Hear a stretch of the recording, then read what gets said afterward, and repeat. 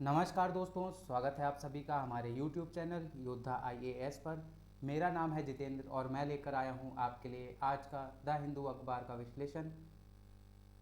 आज दिन है शुक्रवार और डेट है अगस्त 11 2023। तो बिना ज़्यादा देरी करते हुए शुरू करते हैं अपना आज का द हिंदू अखबार का विश्लेषण। पहली खबर जो हमें मुख्य पेज से देखने को मिल रही है, तो लोकसभा में जैसा कि आप सब जानते हैं कि वहाँ पर नो कॉन्फिडेंस मोशन, जिसे हम हिंदी में कहेंगे अविश्वास प्रस्ताव, उस पर चर्चा चल रही थी 8, 9 और 10 अगस्त को। तो कल 10 अगस्त को आखिरी दिन था चर्चा का। तो उस पर चर्चा के दौरान शाम को प्रधानमंत्री नरेंद्र मोदी ने अपना भाषण दिया लोकसभा के अंदर, और उन्होंने कहा कि पीस जो है मणिपुर में वो हम रिस्टोर करेंगे और हमारी पूरी कोशिश रहेगी कि मणिपुर के अंदर पीस लाया जा सके।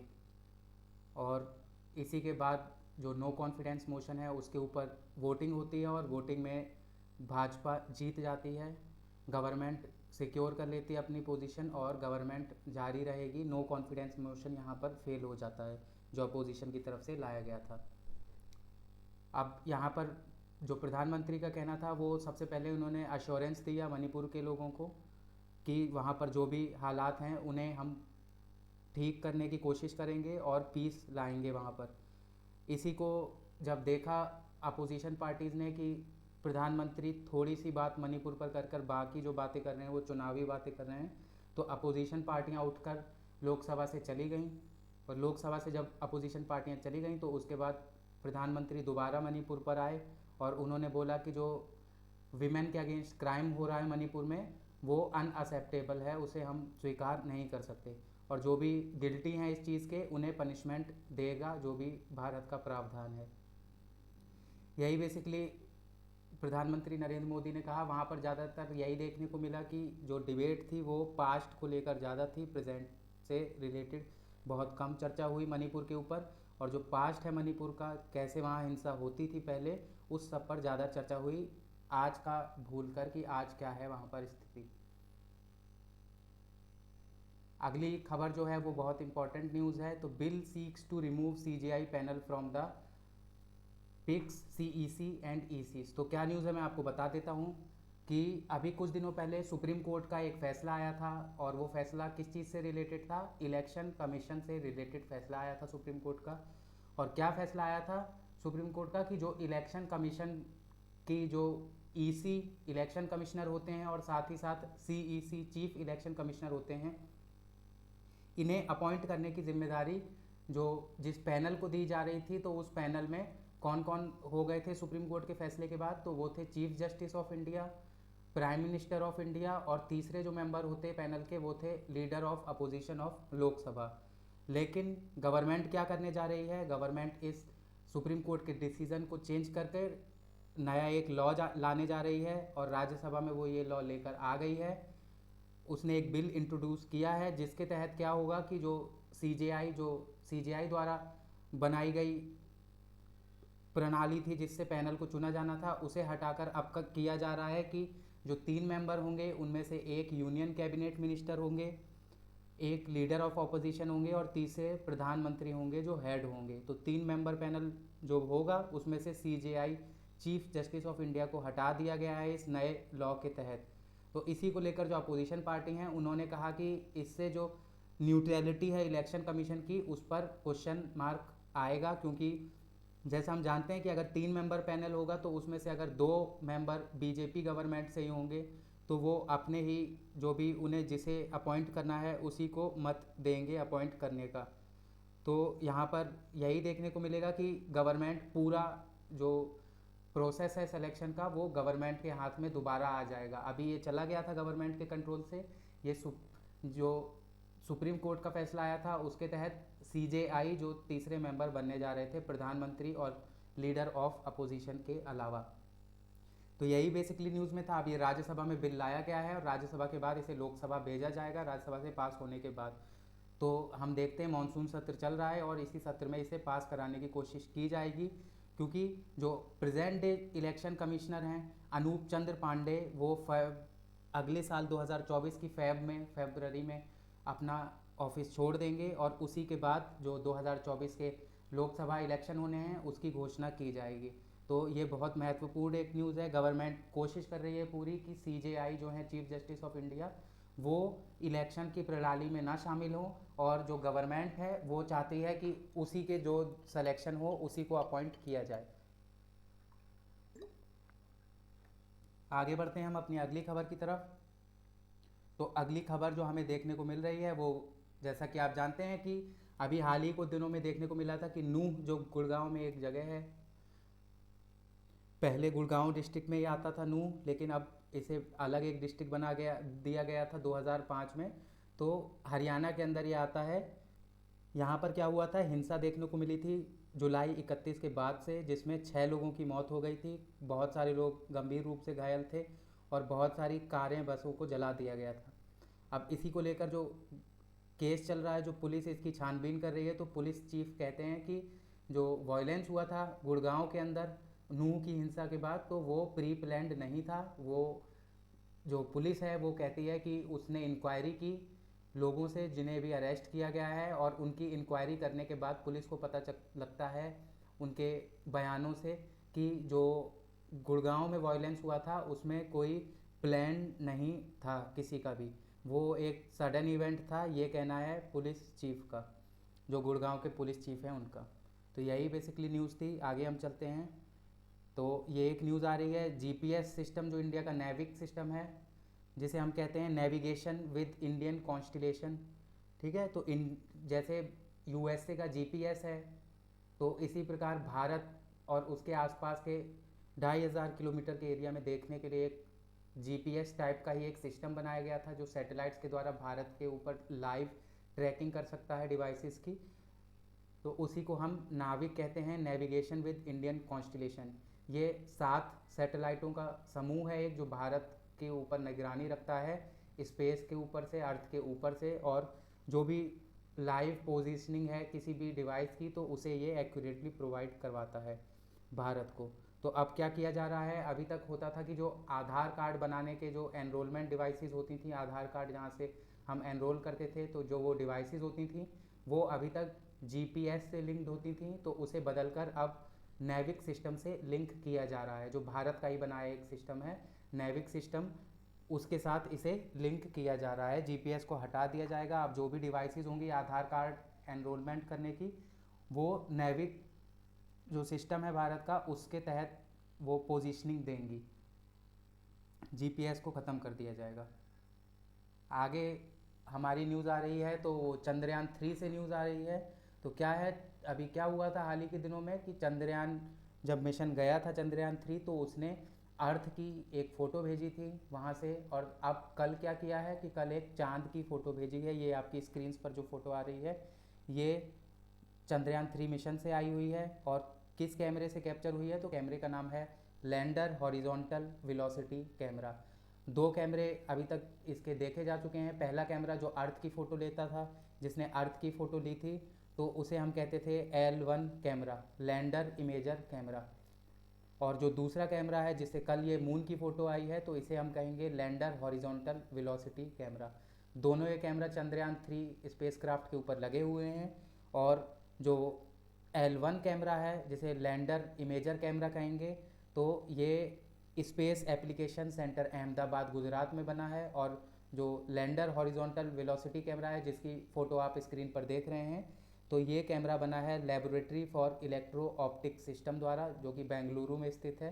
तो यही था बेसिकली न्यूज़ इससे। और जैसा कि आप जानते हैं कि इसरो का कहना है कि 23 अगस्त को जो हमारा चंद्रयान 3 है ये मून पर सॉफ्ट लैंडिंग करने की कोशिश करेगा, और इसकी जो सॉफ्ट लैंडिंग डेट रखी गई है वो 23 अगस्त रखी गई है। अब यहाँ पर आपको एक और चीज़ देखनी है, जो चंद्रयान 3 जब गया है तो मून पर अभी भी कुछ ऐसी सैटेलाइट्स हैं जो घूम रही हैं, तो उसकी भी जो ऑर्बिट्स हैं उसे नापा है चंद्रयान 3 ने। और क्या क्या पाया चंद्रयान 3 ने, कि नासा का जो लूनर रिकॉन्निसेंस ऑर्बिटर था वो अभी मून के ऊपर घूम रहा है। साथ ही साथ जो भारत का चंद्रयान 2 लूनर मिशन था वो भी स्पेसक्राफ्ट अभी मून के चारों तरफ घूम रहा है। कोरिया का पाथ फाइंडर लूनर ऑर्बिट भी अभी वहाँ पर घूमता हुआ दिखा है चंद्रयान 3 को। और कुछ ऐसे भी इसके स्पेसक्राफ्ट दिखे हैं जो अब यूज़ में नहीं है, जो अब ख़राब चुके हुए हैं, जंक हो चुके हैं जो।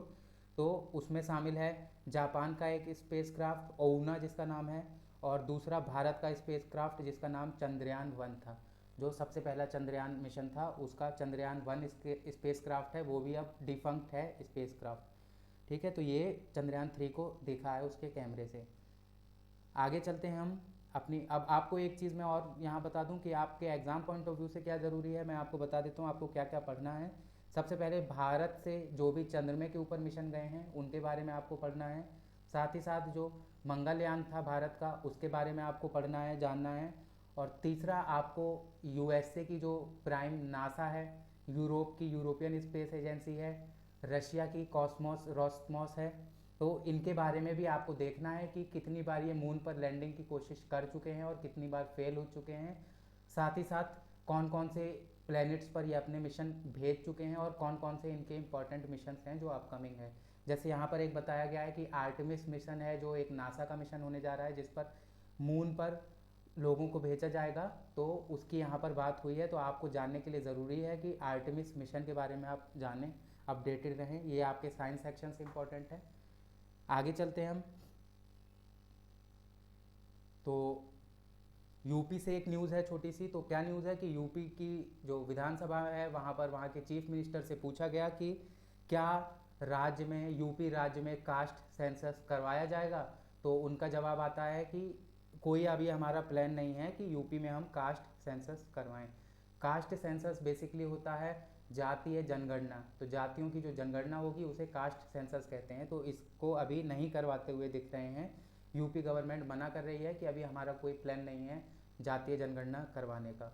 अब आपको एक चीज़ जान लेनी है, कुछ लोग कहते हैं कि जातीय जनगणना करवाने से कास्टिज्म बढ़ेगा। तो जातीय जनगणना करवाने का मतलब केवल ये नहीं होगा कि जातीय जनगणना होगी, जातियों का नाम पूछा जाएगा, बल्कि ये होगा कि जैसे भारत, जैसा कि आप जानते हैं कि भारत में बहुत हज़ारों तरह की जातियाँ हैं, तो हर जाति को नापा जाएगा, उसके हर जाति के अंदर कितने लोग पिछड़े रह गए हैं, जातियों के अंदर के समूह को नापा जाएगा, और इससे हमारे पास एक up to date data available रहेगा कि हमें जो भी रिजर्वेशन पॉलिसीज़ हैं उन पर क्या हमें चेंजेस लाने हैं, और कैसे जो रिजर्वेशन है उसका बेनिफिट मिल पा रहा है जातियों को, अलग अलग जातियों को। जैसे शेड्यूल कास्ट का हम एग्जाम्पल लेते हैं, तो शेड्यूल कास्ट के अंदर जितनी भी जातियाँ आती हैं तो उन जातियों के अंदर क्या समानता आ गई है, ये सब हमें जानने को मिलेगा कास्ट सेंसस से। तो बेसिकली ये है कि कास्ट सेंसस करवाना केवल जातिवाद को बढ़ावा देना नहीं है, और आगे चल के अपोजिशन की ये मांग है कि कास्ट सेंसस करवाया जाए, और भाजपा के भी कुछ ऐसे गठबंधन में साथी हैं जो मांग कर रहे हैं कि कास्ट सेंसस करवाया जाए। तो आगे चल के देखने को मिलेगा कि कास्ट सेंसस करवाया जाएगा और करवाया जाना चाहिए, क्योंकि बहुत साल हो गए हैं लास्ट कास्ट सेंसस हुए, जो कि अंग्रेज़ों के समय पर हुआ था 1921 के अराउंड। आगे हम चलते हैं। तो सबसे पहले हम उठाते हैं अपना एडिटोरियल, रिस्की रिसोर्सेज। क्या है एडिटोरियल, हम समझ लेते हैं। तो ये आरबीआई का जो अभी inflation fighting metal will be tested in the months ahead, ये इसका टॉपिक है। तो क्या किया है मैं आपको बता देता हूँ बेसिकली, कि आरबीआई की मॉनेटरी पॉलिसी कमेटी बैठी हुई थी। मॉनेटरी पॉलिसी कमेटी एक कमेटी बनाई गई है जिसमें 3 मेंबर आरबीआई के होंगे और 3 मेंबर गवर्नमेंट के होंगे। और इस मॉनेटरी पॉलिसी कमेटी का मेन काम है इन्फ्लेशन को टारगेट करना। इन्फ्लेशन की टारगेटिंग का मेन काम है इनका। तो ये लोग रेपो रेट जो है उसको बदल कर, चेंज कर कर इन्फ्लेशन की टारगेटिंग की कोशिश करते हैं। तो मॉनेटरी पॉलिसी कमेटी की अभी एक मीटिंग बैठी हुई है। उस मीटिंग में क्या डिसीजन लिया गया कि जो पॉलिसी के रेट्स हैं भारत के अंदर वो अनचेंज रहेंगे। जाने कि जो रेपो रेट है और रिजर्व रेपो रेट है, रिवर्स रेपो रेट जिसे हम कहते हैं, तो वो दोनों अभी सेम चलेंगे, उनमें कोई चेंज नहीं देखने को मिलेगा। और ये कब लिया गया फैसला, जब देखा जा रहा है कि जो इन्फ्लेशन है भारत के अंदर वो दोबारा बढ़ने लगा है। अभी 2 महीने पहले ही जो मॉनेटरी पॉलिसी कमेटी थी, इसने कहा था कि जो कंज्यूमर प्राइस इंडेक्स है उसके तहत जो हम इन्फ्लेशन निकालते हैं, तो वो पूरे जो फिस्कल ईयर 2023-24 है, मतलब कि मार्च 2023 के बाद से 31 मार्च 2024 तक का जो फाइनेंशियल ईयर है उसका एक इन्फ्लेशन का एवरेज निकाला गया था और एवरेज क्या माना गया था कि एवरेज 5.1 रहेगा भारत में। लेकिन अभी दोबारा जब मॉनेटरी पॉलिसी कमेटी की मीटिंग हुई तो जो एवरेज है इन्फ्लेशन का उसे बढ़ा दिया गया है 30 बेसिस पॉइंट से। 30 बेसिस पॉइंट मतलब 0.3% से। तो जो नया एवरेज इन्फ्लेशन फाइनेंशियल ईयर 2023-24 का होने जा रहा है तो वो 5.4% होने जा रहा है। Consumer price index based inflation जो है वो 5.4% का एवरेज होने जा रहा है फाइनेंशियल ईयर 23-24 के लिए। तो यही था बेसिकली। और क्या कहा गया है कि जो टमाटो के प्राइजेस अभी बढ़ गए हैं तो उसकी वजह से क्या हुआ है कि जो जुलाई से सितंबर तक का क्वार्टर हम नापते हैं इन्फ्लेशन तो ये भी 100 बेसिस पॉइंट बढ़ा हुआ दिख रहा है हमें। और अगर हम जुलाई से सितंबर का इन्फ्लेशन टारगेट नापेंगे तो वो बढ़ के 100 बेसिस पॉइंट बढ़ के मतलब 1 पॉइंट पूरा बढ़ गया है। तो 5.2 का जो एवरेज था उससे बढ़कर 6.2% पर पहुंच गया है। तो अभी जो जुलाई से सितंबर का क्वार्टर का इन्फ्लेशन है वो 6.2% अनुमानित है। तो मतलब कि एवरेज जो नाप रहे हैं कि अगर हम सारे क्वार्टर्स का जब एवरेज निकालेंगे तो 5.4% आएगा, जो कि बढ़ा दिया गया है। पहले माना गया था 5.1% आएगा। और अगर हम जुलाई से सितंबर का देखेंगे तो अभी कितना है 6.2% इन्फ्लेशन है होने जा रहा है सितंबर तक के लिए, इस क्वार्टर के लिए। तो यही सब चीज़ को ध्यान में रखते हुए जो आरबीआई गवर्नर हैं शशिकांत दास, उन्होंने कहा कि हमें पता है कि जो फूड प्राइजेज हैं इनके शॉक्स आ रहे हैं, इनमें एकदम से सडन शॉक आ जा रहा है। जैसे कि हमने देखा ही है कि टमाटर के दाम एक साथ बढ़ जाने से ये नहीं होता। मैं आपको समझा देता हूँ कि कुछ लोग सोच रहे होंगे कि केवल टमाटर के दाम बढ़ जाने से कुछ चीज़ें कैसे सारी चीज़ों पे फ़र्क पड़ सकता है। तो उसका एक सिंपल सा एग्जांपल है कि टमाटर से जितनी चीज़ें बनाई जाती हैं, जैसे एक टमाटर से केचप बनाया जाता है, हम 1 रुपये के केचप की बात करेंगे तो 1 रुपये का जो केचप बनाया जाता है वो एक कोई फूड रिटेलर जो फूड बेचता है वो अपना केचप का एक पैकेट देता है। अब क्या होगा कि जब टमाटर के दाम बढ़ चुके हैं तो केचप का दाम ऑटोमेटिकली बढ़ जाएगा, केचप सैचेस का। तो जब वो आप केचप खरीदने जाएगा तो उसे केचप के पाउच पर और ज़्यादा पे करना पड़ेगा, जिससे क्या होगा कि उसकी जो सेविंग्स है, उसकी जो आमदनी है वो घट जाएगी। और वो आकर अपना जब उसे निकालेगा फ़ायदे को तो वो कंज्यूमर से निकालेगा। और दूसरा है कि कंज्यूमर की अगर थाली में से कम हो जाता है टमाटर तो उसका भी पूरी इकोनॉमी पे बहुत प्रभाव पड़ता है। ठीक है, केवल टमाटर का हम एग्जाम्पल ले रहे हैं, ऐसे कोई भी अगर छोटी सी चीज़ है अगर उसकी प्राइजेज लेवल में हाइक हो जाती है तो ऐसा नहीं होता कि केवल उसी को घाटा होगा, लेकिन और भी जो चीज़ें हैं हमारी जो ओवरऑल चीज़ है जब हम उसे कंपेयर करेंगे तो उसमें भी हमें घाटा देखने को मिलेगा।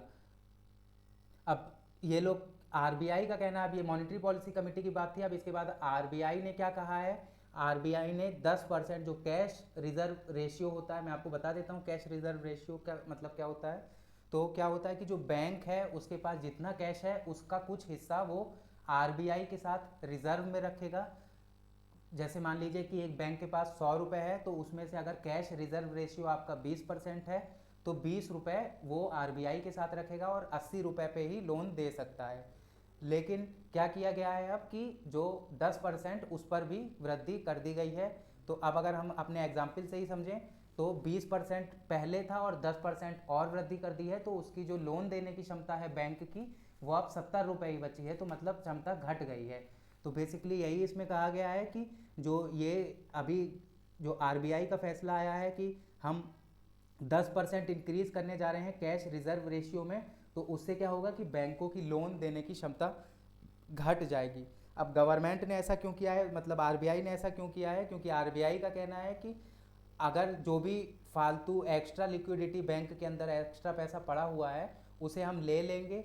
क्यों ले लेंगे कि अगर वो बाहर जाता है, मार्केट के पास पहुंच जाता है अगर वो पैसा, तो इन्फ्लेशन टारगेटिंग जो कर रही है आरबीआई, इन्फ्लेशन को जो रोकने की कोशिश कर रही है, तो वो रुकने की बजाय और बढ़ जाएगा। क्योंकि जैसा हम जानते हैं कि अगर ज़्यादा पैसा है हमारी इकोनॉमी के अंदर तो इन्फ्लेशन ज़्यादा रहेगा, और अगर हमारी इकोनॉमी के अंदर कम पैसा है तो इन्फ्लेशन कम रहेगा। तो यही एक आरबीआई की तरफ से किया गया चीज़ है। और आरबीआई का कहना है कि इसे हम जल्दी से जल्दी कम करने की कोशिश करेंगे। ये जो 10% का हमने हाइक किया है इसे हम कम करने की कोशिश करेंगे।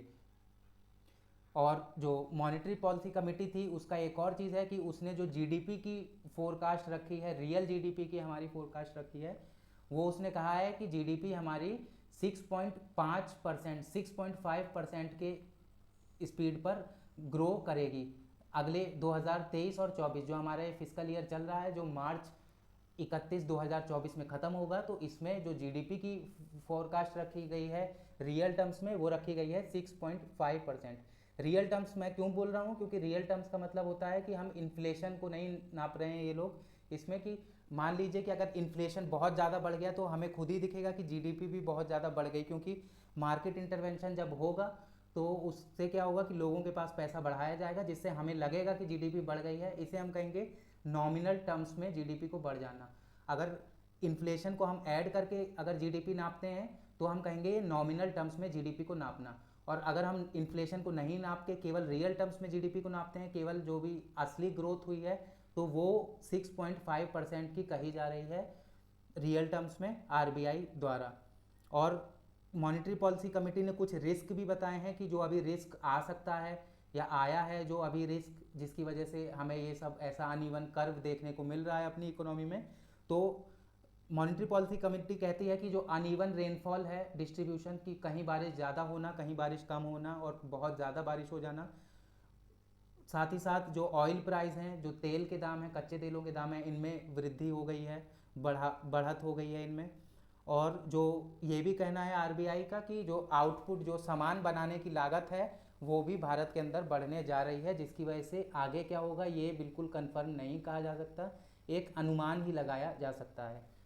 यही था बेसिकली इस एडिटोरियल में। अगला एडिटोरियल हम कवर करते हैं। तो फ्रंट पेज, इसी एडिटोरियल का फ्रंट पेज से ही, demolitions as state sanctioned collective punishment. तो मैं आपको बता देता हूँ एक तरह से ये एडिटोरियल क्या कह रहा है। ये एडिटोरियल अभी जो नूह में हिंसा हुई है, उस हिंसा के बाद क्या हुआ कि एडमिनिस्ट्रेशन गया और एडमिनिस्ट्रेशन जाके सीधे उन्होंने क्या किया कि बुलडोज़र चला के जो जो उन्हें समझ में आया उन्होंने वो घर बुलडोज़र चला के गिरा दिए। अब इसी को लेकर ये एडिटोरियल लिखा गया है। इन्होंने कहा है कि इसे बुलडोज़र जस्टिस कहना ठीक नहीं है, ये गलत चीज़ है कि बिना जांच के ही हम किसी का जाके आशियाना उड़ा दें, तोड़ दें, तो ये एक गलत चीज़ है। और अगर हम हरियाणा हाई कोर्ट की बात करें तो हरियाणा हाई कोर्ट का भी एक सख्त टिप्पणी आई थी इस मुद्दे के ऊपर, जो बुलडोज़र से घर गिरा दिए गए, कि ये एक एथनिक क्लेंजिंग है। एथनिक क्लेंजिंग का वर्ड का यूज़ किया था हरियाणा हाई कोर्ट ने। तो यही है बेसिकली, उसी से रिलेटेड न्यूज़ है कि क्यों हमें ऐसा नहीं करना चाहिए। गवर्नमेंट को समझना चाहिए कि ऐसे जस्टिस देना जस्टिस डिनाइड ही है, ये जस्टिस का तरीका नहीं होता। जस्टिस के लिए आपको सबसे पहले जो भी आरोप हैं उन्हें सिद्ध करना होगा, उसके बाद ही आप जो कानूनी प्रक्रिया बनी है उस पर जस्टिस दे सकते हैं, न्याय दे सकते हैं। किसी का घर गिरा देने से, भले ही कोई आदमी अगर उस हिंसा में इन्वॉल्व नहीं है, एक भी आदमी ऐसा है और उसका घर गिरा दिया गया है, तो ये बहुत गलत चीज़ हुई है। आगे हम चलते हैं अपने अगले एडिटोरियल की तरफ। तो अगला एडिटोरियल जो हमें देखने को मिल रहा है तो वो म्यांमार से देखने को मिल रहा है। म्यांमार के ऊपर एडिटोरियल है, तो हम बता देते हैं आपको क्या कह रहा है। केस क्या है म्यांमार में, क्या होता है म्यांमार में कि कोविड-19 जब टाइम चल रहा था, कोविड 2020 में आया कोविड, और उसके बाद क्या हुआ कि जो म्यांमार में क्या हुआ कि वहाँ पर जो वहाँ की जनता है, जनता मतलब वहाँ की जो आर्मी है, आर्मी को वहाँ की जनता कहते हैं, शॉर्ट नेम है ये वहाँ का। तो उसने जो वहाँ पर इलेक्शन द्वारा, संविधान द्वारा स्थापित डेमोक्रेटिक गवर्नमेंट थी, उसे हटाकर कब्ज़ा कर लिया वहाँ पर आर्मी ने। वहाँ की जो जनता है वहाँ की, उस आर्मी का नाम है जनता, ठीक है। और उसका ऑफिशियल नाम है तत्मा दौ। जो वहाँ की म्यांमार की आर्मी है उसे हम तत्मा दौ कहते हैं और साथ ही साथ जनता भी कहते हैं। तो उसने जाकर वहाँ पर कब्जा कर लिया, तो डेमोक्रेसी वहाँ ख़त्म हो गई। वहाँ क्या लग गया, मिलिट्री रूल लग गया, इमरजेंसी लगा दी गई। जो भी अपोजिशन के लीडर्स थे सबको अरेस्ट कर लिया गया। सब जगह जो जहाँ पर इस चीज़ के खिलाफ प्रोटेस्ट होने लगा वहाँ पर वायलेंस की स्थिति चालू हो गई। जो मिलिट्री फोर्सेस थी उन्होंने ओपन फायर करना चालू किया। तो यही सब डेमोक्रेसी को एकदम ख़त्म वहाँ पर किया जाने लगा। अब धीरे धीरे क्या देखने को मिला है कि वहाँ की आर्मी ने, जो वहाँ की उस टाइम पर मिस सू की जो वहाँ की प्रेसिडेंट थी, उन्हें छोड़ दिया है, प्राइम मिनिस्टर थी सॉरी, तो उन्हें वहाँ से, उन्हें जेल से छोड़ दिया है और उन्हें हाउस अरेस्ट पर रखा गया है। तो ये कह रहे हैं कि वहाँ पर दिख रहा है कि चीज़ें समान हो रही हैं, लेकिन अगर हम असलियत देखेंगे तो असलियत में चीज़ें वहीं की वहीं रुकी पड़ी हैं। जो आर्मी है वो करीबन 30 से 40% हिस्से पे कंट्रोल करती है म्यांमार के, और बाकी हिस्सों पर आर्मी का कंट्रोल नहीं है। वहाँ पर लोकल गुड्स जो होते हैं उनका कंट्रोल जारी है। तो ये एक तरह से म्यांमार, जो जैसा कि आप जानते हैं कि भारत के साथ बॉर्डर करता है और मणिपुर के साथ बॉर्डर करता है। मणिपुर पर हम देख रहे हैं कि मणिपुर में क्या चल रहा है और म्यांमार में भी वैसी ही स्थिति चल रही है। तो इसी को लेकर ये एडिटोरियल लिखा गया है। अब ये क्या कहते हैं कि भारत के से रिलेटेड क्या कहते हैं कि भारत ने क्या किया है, भारत की क्या क्या पॉलिसीज़ रही हैं इस सब से चीज़ों से रिलेटेड। तो भारत ने जब कोरोना था तो उस टाइम पे भारत ने खाना भेजा म्यांमार को, साथ ही साथ जो वैक्सीन थी वो भी भेजी गई वहाँ के लोगों को। और इंडिया ने क्या किया है, इंडिया ने पहले क्या होता था कि एक फ्री मूवमेंट रिजाइम था, जिसके तहत क्या होता था कि जो म्यांमार से भारत आते हैं, मणिपुर आते हैं लोग, तो उनके लिए फ्री मूवमेंट के लिए परमिशन थी। लेकिन अब इंडिया ने फ्री मूवमेंट रिजाइम को सस्पेंड कर दिया है सितंबर 2022 से। साथ ही साथ जो एशियान का, जिसे हम कहते हैं association of south east Asian Nations के जो 5 पॉइंट कॉन्सेंसस बनाए गए थे म्यांमार को लेकर, इंडिया उसे भी सपोर्ट करता है। अब लास्ट में ये कहते हैं कि इंडिया को जो है वो पॉलिसी जो रखनी है अपने ऑप्शंस म्यांमार के साथ, वो चैलेंजिंग है लेकिन लिमिटेड नहीं है। इंडिया को और चीज़ें देखनी चाहिए। और साथ ही साथ जैसा कि इंडिया ने देखा है कि मिस सू की को प्रिजन से छोड़ दिया गया है और हाउस अरेस्ट पे है, तो इंडिया को अपॉर्चुनिटी लेकर उनसे बात करनी चाहिए। और साथ ही साथ वहाँ की जो लोकल एक पॉलिटिकल पार्टी है NUG, जो डेमोक्रेसी की बात करती है, उससे भी भारत को बात करनी चाहिए। क्योंकि जैसा हम जानते हैं इंटरनेशनल रिलेशन से अगर हम समझेंगे तो चाइना अगर म्यांमार में अपने कदम बढ़ा लेता है तो उसके लिए भारत के नॉर्थ ईस्ट में घुसना बहुत आसान हो जाएगा। तो इसलिए हमें म्यांमार के साथ बहुत अच्छे संबंध बना के रखने पड़ेंगे। और यही इसी से रिलेटेड यह एडिटोरियल था। अगला एडिटोरियल जो है वो टाइगर कंजर्वेशन से रिलेटेड है। तो क्या है कि wild life institute of India और नेशनल टाइगर कंजर्वेशन अथॉरिटी जो हैं, जो भारत की दो अथॉरिटी हैं, इन्होंने मिलकर क्या किया है, ये क्या करते हैं मिलकर, ये सेंसस करते हैं किसका, टाइगर पॉपुलेशन पता लगाने का, कि टाइगर की कितनी पॉपुलेशन है। और इन्हीं सेंसस के दौरान ये जो भी उसके लिए टाइगर को जो हंट करने के लिए प्रे चाहिए होता है, जैसे चीतल, हिरन, बारहसिंगा, तो उसका भी काउंटिंग कर लेते हैं। भले ही ये बहुत एक्यूरेट काउंटिंग नहीं होती, लेकिन अंदाज़न इनकी काउंटिंग हो जाती है। लेकिन टाइगर की एकदम एक्यूरेट काउंटिंग होती है। तो पाया गया कि मध्य प्रदेश में टाइगर जो है, जो टाइगर है उस पर उन पे 50% राइज हो गई है टाइगर की जनसंख्या में। और कितने 785 टाइगर्स मध्य प्रदेश में पाए जाते हैं। ठीक है। और इन्होंने अब क्या एक चीज़ कही, इन्होंने आगे कहा है कि यहाँ पर सेकंड पैराग्राफ में कि पिछले 2 दशक में 20 सालों की हम बात करेंगे तो मध्य प्रदेश ने बहुत सारी ऐसी स्पीशीज़ जो कि प्रे हैं टाइगर्स वगैरह के लिए, जैसे कि बारहसिंघा, गौर, चीतल, इन सबको अलग अलग नेशनल पार्क्स में छोड़ा। नेशनल पार्क्स के नाम हैं Satpura national park, Bandhavgarh tiger reserve, Sanjay Dhubri tiger reserve. ठीक है। तो इन सब में इन्हें छोड़ा गया।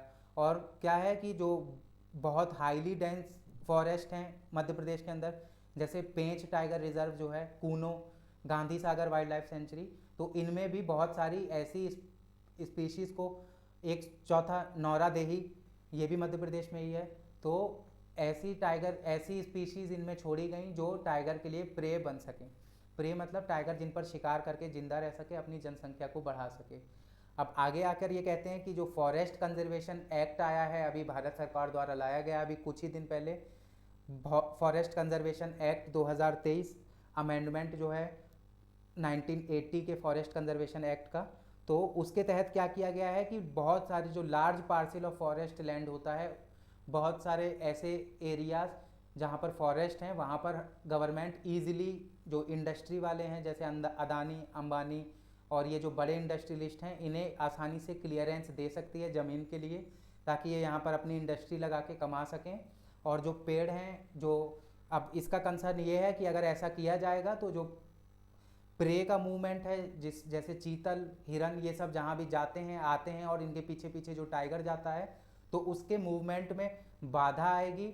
और क्या देखने को मिलेगा कि इन्हें कन्फाइनमेंट में रखा जाएगा, मतलब एक छोटे से एरिया में एक टाइगर रहेगा, दूसरा टाइगर भी उसी एरिया में, तीसरा टाइगर भी उसी एरिया में। तो ये एक बाद में भयावह स्थिति उत्पन्न कर सकता है। और गवर्नमेंट का ये अमेंडमेंट को क्रिटिसाइज़ करता है और बहुत कड़े शब्दों में क्रिटिसाइज़ करता है, क्योंकि ये कहता है कि इससे बहुत नुकसान हो सकता है।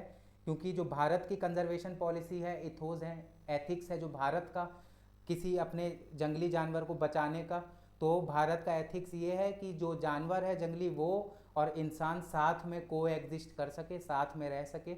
लेकिन जैसा कि अमेंडमेंट एक्ट आया है, फॉरेस्ट कंजर्वेशन अमेंडमेंट एक्ट, तो इसके तहत क्या किया जाएगा कि पार्सल ऑफ लैंड्स को काट के कॉरिडोर बना दिया जाएगा, इंडस्ट्री बना दी जाएगी। अब मान लीजिए कि एक नेशनल पार्क है, उसके जस्ट बगल में एक इंडस्ट्री बनी हुई है, तो वहाँ पर लोग भी रहेंगे इंडस्ट्रीज़ में, तो जो जानवर है जंगली जानवर वो इंडस्ट्री पहुँच सकता है और इंसानों को नुकसान पहुँचा सकता है। साथ ही साथ इंसान तो गन्स लेके रहते हैं, तो वो तो जानवर को नुकसान पहुँचाएंगे ही अगर उनके जान के ऊपर बात आती है। तो यही बेसिकली इसमें कहा गया है एडिटोरियल में। आगे हम चलते हैं तो एक ओपिनियन सेक्शन से हम थोड़ा सा देख लेते हैं।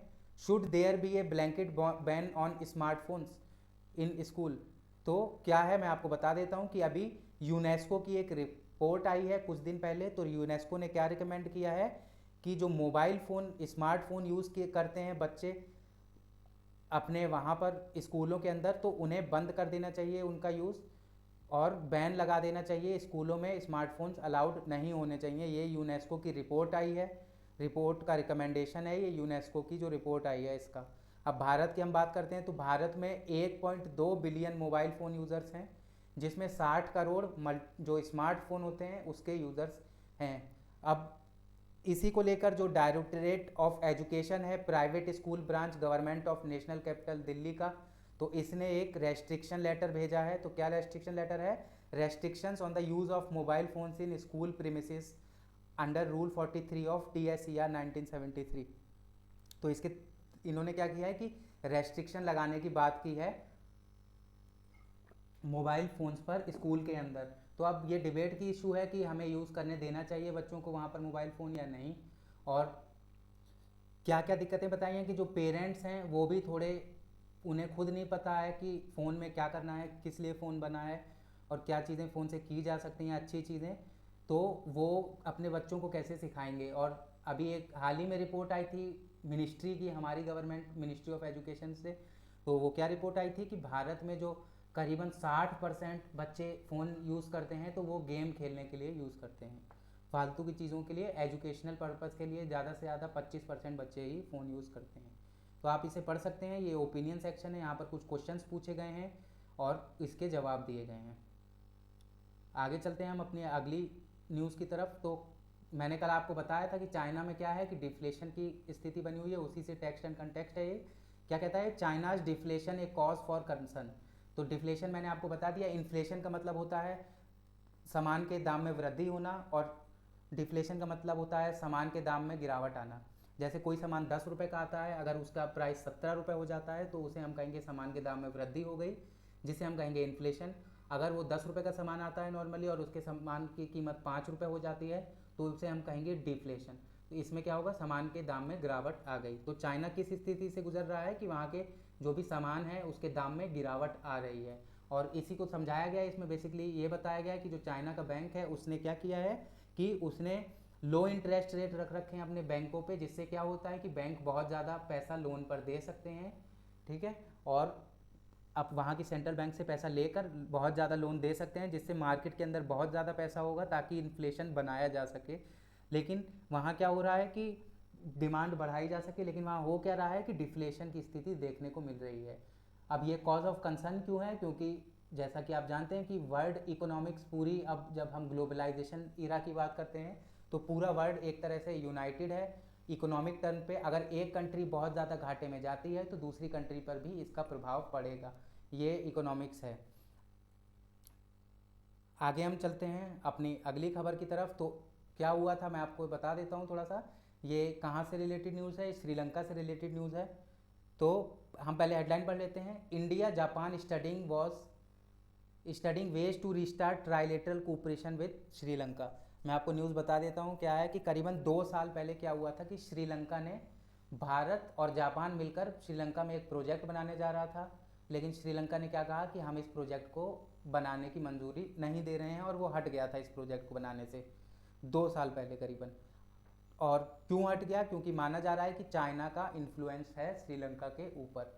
अब इसके 1 साल बाद क्या देखने को मिला कि जो श्रीलंका था वो डेब्ट क्राइसिस में चला जाता है, इकोनॉमिक क्राइसिस आ जाता है श्रीलंका के अंदर, जिसके बाद भारत और जापान दोनों श्रीलंका की मदद करते हैं, उसका लोन देते हैं, साथ ही साथ थोड़ा असिस्टेंस देते हैं पैसों के टर्म्स में, ताकि श्रीलंका अपनी इकोनॉमिक रिकवरी कर सके। तो इसी को बात को लेकर जो श्रीलंका है उसके टर्म्स में भारत और जापान थोड़े गुड जेस्चर में आ गया है। तो इसी को लेकर जो इंडिया और जापान है वो दोबारा कोशिश कर रहे हैं कि वो श्रीलंका के साथ बात कर सकें कुछ प्रोजेक्ट्स बनाने की। अब क्यों इम्पोर्टेंट है श्रीलंका, क्यों जापान और भारत चाहते हैं कि श्रीलंका उनके साथ रहे और चाइना के साथ ना रहे? तो इंडो पैसिफिक रीजन की वजह से और इंडियन ओशियन की वजह से, क्योंकि जो ट्रेड्स होती हैं वो आगे की ट्रेड जो मानी जाएंगी, वो जो होने जा रही है ट्रेड, तो सबसे जो इफेक्टिव एरिया होगा वो इंडो पैसिफिक रीजन होगा। इसी के लिए सारी जो ये क्वाड ग्रुप्स बनाए गए हैं और ये हम देख रहे हैं कि इंडिया जापान श्रीलंका से बात करने की कोशिश कर रहे हैं। तो ये सब इसी चीज़ के लिए हो रहा है, क्योंकि चाइना पे अगर श्रीलंका दोस्ती बना के रखता है चाइना के साथ, तो क्या देखने को हमें मिलेगा कि अगर कभी बैड टाइम्स के दौरान जब कभी वॉर अगर स्टार्ट होती है तो श्रीलंका जो है वो चाइना का एक तरह से मिलिट्री बेस बन सकता है, नेवल बेस बन सकता है। तो इसी को लेकर इंडिया और जापान कोशिश कर रहे हैं कि वो श्रीलंका के साथ प्रोजेक्ट्स बनाएं और वहाँ पर अपनी उपस्थिति रखें श्रीलंका के अंदर।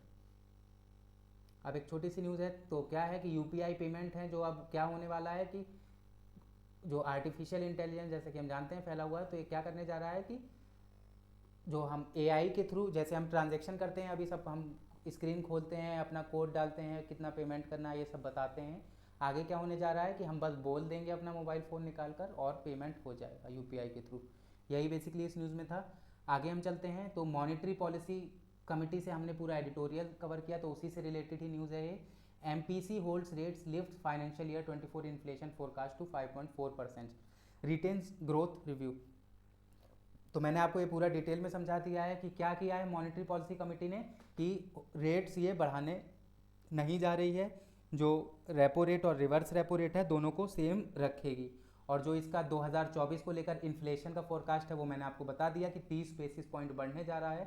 तो 5.1% के प्रिडिक्शन के अलावा जो प्रिडिक्शन था पहले का 2 महीने पहले का, उससे बढ़कर 5.4% होने जा रहा है जो इसका प्रिडिक्शन है। और जो ग्रोथ है भारत की, जो जीडीपी में ग्रोथ है, वो भी मैंने आपको बता दिया कि इनकी जो जीडीपी ग्रोथ की जो वो है व्यू है वो भी यही है कि भारत फाइनेंशियल ईयर 2024 में 6.5% की जीडीपी ग्रोथ के साथ ग्रो करेगा रियल टर्म्स में। ये मैंने अभी आपको एडिटोरियल सेक्शन में पूरा कवर कंप्लीट बता दिया था। आज के न्यूज़पेपर में बस इतना ही। बहुत बहुत धन्यवाद आपका।